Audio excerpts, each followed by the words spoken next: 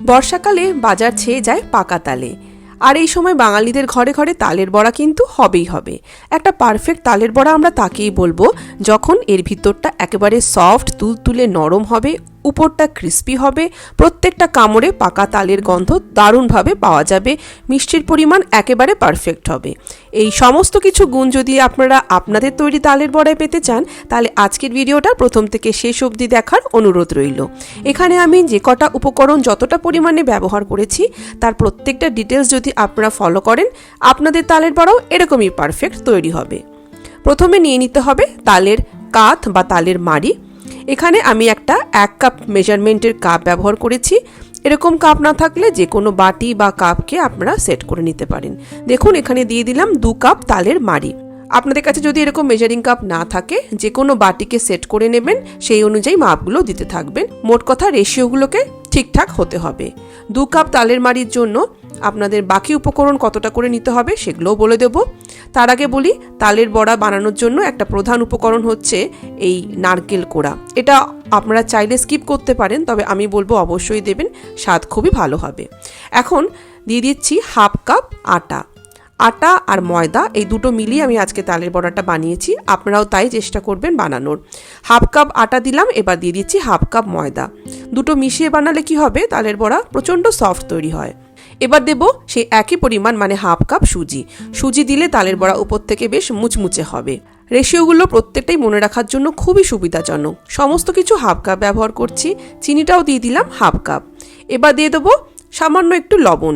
এইভাবে যে কোনো মিষ্টি রান্নায় লবণ দিলে মিষ্টির স্বাদটা খুব সুন্দর ব্যালেন্স হয়। তবে আপনারা যদি গোপাল ঠাকুরকে ভোগ দেওয়ার জন্য তালের বড়া বানাতে চান, তবে লবণটাকে অ্যাভয়েড করতে পারেন। আর যদি এমনি খেতে চান তাহলে লবণ অবশ্যই দেবেন, এইটুকু বলবো। এখন খুব ভালো করে সমস্ত উপকরণগুলোকে মাখিয়ে নিতে হবে। হাতা দিয়ে মাখাতে পারেন, তবে আমি বলবো অবশ্যই এভাবে হাত দিয়ে মাখিয়ে নিতে। তাহলে কি হয়, প্রথমত ব্যাটারটা খুব সুন্দরভাবে মাখা হয়, প্রত্যেকটা উপকরণ সুন্দরভাবে মিশে যায়, আর মাখার সময় আপনারা বুঝতে পারবেন যে ব্যাটারটা কীরকম ধরনের কনসিস্টেন্সির হচ্ছে। তালের বড়া তৈরি করতে গেলে ব্যাটারের কনসিস্টেন্সি কীরকম হবে আমি অবশ্যই দেখিয়ে দেবো। তো তার আগে দেখিয়ে দিই যে ব্যাটারটাকে কিভাবে আপনারা হাত দিয়ে মাখবেন। দেখুন এইভাবে ঘুরিয়ে ঘুরিয়ে আমাদের কিন্তু তালের ব্যাটারটাকে মেখে নিতে হবে। আরেকটা কথা বলতে চাই, যেহেতু আমি এখানে সুজি উপকরণ হিসেবে ব্যবহার করেছি, তাই ব্যাটার বানানোর সময় প্রথম দিকে একটু পাতলা এটাকে রাখবেন, আর তারপর এটিকে রেস্টিং টাইম দেবেন, কারণ সুজি কিন্তু নিজে কিছুটা জল টেনে নেয়। দেখুন আমি আবারও দেখিয়ে দিই যে কিভাবে আমরা ব্যাটারটিকে তৈরি করব। যত ভালো করে আপনারা এই ব্যাটার ফেটিয়ে নেবেন, আপনাদের তালের বড়া ততটাই ফ্লাফি তৈরি হবে। তো আমাদের কিন্তু ব্যাটার তৈরি করা একেবারে হয়ে গেছে। এখন আমরা এটিকে আধ ঘন্টা ঢেকে রেখে দেব রেস্টিং টাইম দেওয়ার জন্য। আধ ঘন্টা পরে আমরা ফিরে এলাম। সুজি সমস্ত খুব সুন্দরভাবে ফুলে গেছে, আর চিনি কিন্তু একেবারে গলে গেছে। অনেকে চিনির গুঁড়ো ব্যবহার করেন, তবে আমি বলবো একটু রেস্টিং টাইম দিলেই কিন্তু সমস্ত চিনি খুব সুন্দরভাবে মিশে যায়, চিনি গুঁড়ো করা দরকার পড়ে না। এখন দেখিয়ে দিচ্ছি কিভাবে আপনারা তালের বড়া ভাজবার জন্য ব্যাটারটিকে তেলে ছাড়বেন। অল্প পরিমাণ ব্যাটার হাতের মধ্যে নিয়ে এইভাবে বুড়ো আঙুল দিয়ে একটু করে ঠেলা মারলেই অল্প অল্প করে ব্যাটার কিন্তু তেলের মধ্যে সুন্দরভাবে গোল হয়ে পড়তে থাকবে। যেভাবে আমরা বড়ি দিই, তালের বড়া ভাজার জন্য ব্যাটারটিকেও কিন্তু ওই একইভাবে ছাড়তে হবে। এখন কড়াইয়ের মধ্যে দিয়ে দিচ্ছি বেশ অনেকটা পরিমাণে সাদা তেল, আর তেলকে গরম করে নিতে হবে। তেলটাকে প্রথমে খুব ভালো করে গরম করে নেব।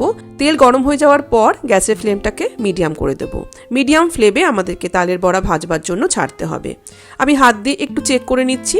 তেলটাকে মিডিয়াম গরমে করে নিয়ে গ্যাসের ফ্লেমটাকে মিডিয়ামে রেখেই যেভাবে আমি দেখিয়েছিলাম ভাজবার জন্য ব্যাটারটাকে ছাড়তে থাকছি। গ্যাসের ফ্লেম কখনোই হাই রাখবেন না। হাই ফ্লেমে ভাজলে কি হবে, উপর থেকে তালের বড়া খুব দ্রুত লালচে হয়ে যাবে, আর ভিতর থেকে ভালোভাবে ভাজা হবে না। ফ্লেম সবসময় আগাগোড়া মিডিয়ামই রাখবেন। আস্তে আস্তে দেখবেন বড়াগুলো খুব সুন্দর গোল করে ফুলে গেছে। অনেকে তালের বড়া ভাজবার জন্য ব্যাটারে খাবার সোডা ব্যবহার করেন। আমি বলবো খাবার সোডা দেওয়ার কোনোই দরকার পড়বে না। খাবার সোডা দেওয়া ছাড়াই কিন্তু আপনাদের তালের বড়া সুন্দরভাবে গোল গোলভাবে তৈরি হবে। দেখুন এভাবে গোল্ডেন ব্রাউন করে ভেজে নিয়েছি। তারপর এগুলোকে ছেঁকে তুলে নিলাম ঝাঁঝরি দিয়ে। তারপর নেক্সট ব্যাচের বড়া ভাজবার জন্য ছেড়ে দিলাম। একই সাথে 10 থেকে 15টার বেশি ভাজার দরকার পড়বে না। এমনভাবে তেলের মধ্যে ব্যাটার ছাড়বেন যাতে প্রত্যেকটা বড়া তেলের মধ্যে ভালোভাবে ভাসবার জায়গা পায়। ব্যাচ ওয়াইজ তালের বড়াগুলোকে ভেজে নিয়ে পাত্রের মধ্যে রেখে দিচ্ছি। যখন গরম অবস্থায় এগুলোকে ছাড়বেন, দেখুন একটার সাথে আরেকটা এইভাবে জুড়ে থাকে। গরম অবস্থাতেই একটু আলাদা করে হাত দিয়ে এগুলোকে ছাড়িয়ে নেবেন, কারণ ঠান্ডা হয়ে গেলে এগুলো ছাড়তে চায় না, তখন আবার বড়া আলাদা করবার সময় ছিঁড়ে যেতে পারে। তো এই ছোটো ছোটো টিপস অ্যান্ড ট্রিক্স মাথায় রেখে আপনারা যদি বড়াটা বানান, একেবারে পারফেক্ট আপনাদের বড়া তৈরি হবে, এটা আমার গ্যারেন্টি। আর বড়া ভাঙা দেখেই বুঝতে পাচ্ছেন যে কতটা সফট ভিতর থেকে এটি তৈরি হয়েছে। তো বন্ধুরা, ভিডিও ভালো লাগলে এটিকে লাইক, কমেন্ট, শেয়ার করুন আর আমার চ্যানেলটিকে সাবস্ক্রাইব করুন। সবাই ভালো থাকুন, সুস্থ থাকুন, নমস্কার।